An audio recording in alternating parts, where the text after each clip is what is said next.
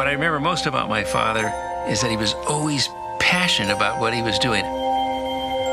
He used to always tell me, if you have a goal out there, and if you're willing to work for it, one day it'll happen. It was his curiosity to try to understand how nature worked, how science worked.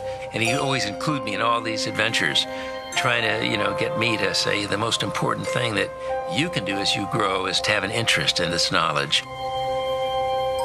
He loved to talk about his experiences in China, where one of his earliest observations were that the people who lived in the agricultural areas had embraced different types of eating habits. He said he woke up one morning with an idea. He realized intuitively the power of the plant-based diet when he saw that the people who existed on a diet that was primarily fruit and vegetables were healthier than the people who lived in the big cities.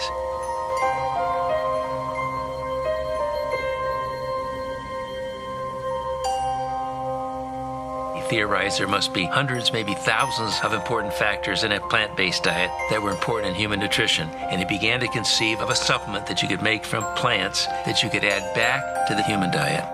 And then he came back to the United States in 1927, and 7 years later introduced Nutrilite into the marketplace.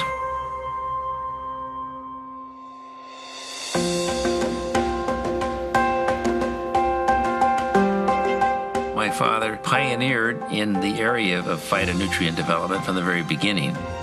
He was always working on experiments, trying to figure out ways to share it with other people. I think it was born out of his desire to help people.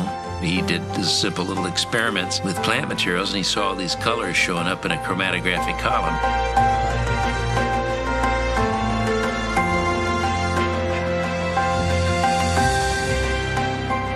To tell me, one day the analytical methodology will enable us to determine what these colors that I see are and how they function. And once we know that, we'll be able to isolate them, be able to identify them, and we'll be able to more particularly determine what they're doing in human nutrition and human health.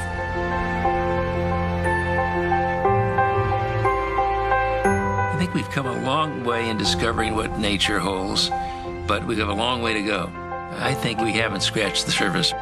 My dad would say we haven't even scratched the scratch.